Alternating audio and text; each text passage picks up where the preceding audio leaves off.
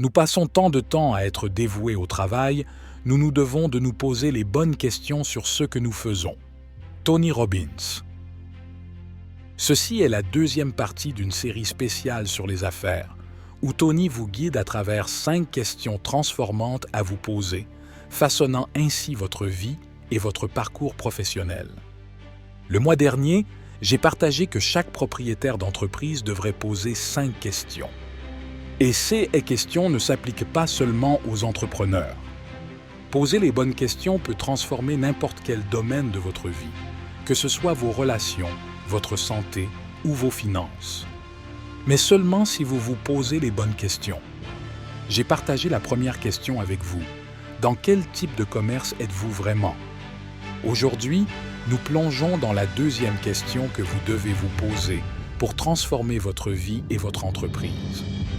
Pourquoi êtes-vous entré dans ce métier à l'origine? Pourquoi êtes-vous encore là? Cette question est incroyablement importante car elle vous reconnecte à votre pourquoi. Lorsque ce que nous faisons au quotidien est imbriqué avec un objectif, nous nous sentons complets. Mais souvent, en cours de route, nous perdons de vue notre pourquoi. Ou peut-être n'avons-nous jamais identifié notre but avant d'entrer dans un rôle ou un poste. Peut-être avons-nous été poussés à le faire, ou cela semblait simplement pratique à ce moment-là. Cela laisse de nombreuses personnes intelligentes et talentueuses se sentir vides. Prenez un moment pour écrire pourquoi vous avez choisi votre rôle ou votre entreprise actuelle à l'origine. Et en réponse à cette question, notez. Pourquoi êtes-vous dans ce rôle ou cette entreprise maintenant? Êtes-vous plus ou moins passionné par cela aujourd'hui? Il est essentiel de regarder d'où vous avez commencé et où vous en êtes maintenant. Les humains traversent différents cycles. Il y a des années de progrès et de poussée en avant. Cela est particulièrement vrai pour les personnes performantes comme vous. Mais finalement, chaque personne atteint un certain point de sa vie ou de sa carrière, que ce soit après 7 ans ou 10, où elle commence à remettre en question l'entreprise dans laquelle elle se trouve. Les gens font également cela dans les relations. Est-ce vraiment ce que je veux? Y a-t-il quelque chose de meilleur pour moi? Et 2 choses peuvent se produire à ce moment-là. Soit une personne dira « ce n'est plus pour moi » et elle prendra une direction complètement nouvelle. Soit elle dira « je suis entièrement investie » et elle ravivera sa passion pour l'entreprise ou la relation et apportera les changements nécessaires pour voir cela continuer à croître. Mais si vous constatez que vous n'êtes plus passionné par l'entreprise dans laquelle vous évoluez, il est temps de changer de leadership ou de partir. Aucune entreprise ne durera longtemps sans un leader passionné. Une des principales raisons pour lesquelles les entreprises réussissent est la passion et la fierté de l'appartenance. C'est votre entreprise. Ce n'est pas l'économie qui maintient une entreprise en vie, surtout au début. Pourquoi?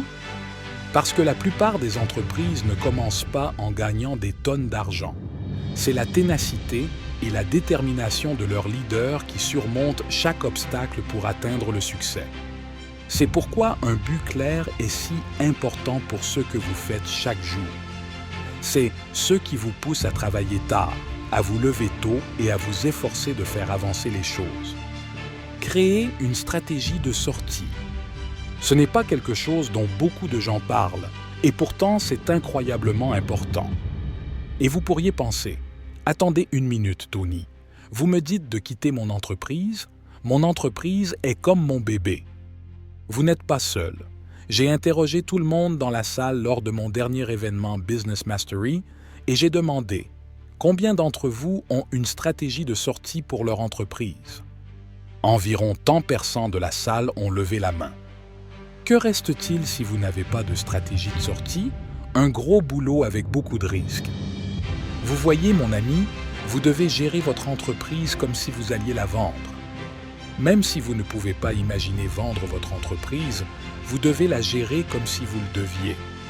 Lorsque les gens ne dirigent pas leur entreprise avec cela à l'esprit, ils se concentrent sur la satisfaction de leurs besoins, au lieu de se concentrer sur ceux des clients potentiels. Et ils font beaucoup d'erreurs inutiles. Gérer votre entreprise avec l'intention de la vendre, réelle ou non, vous rendra plus stratégique, plus efficace et plus rentable.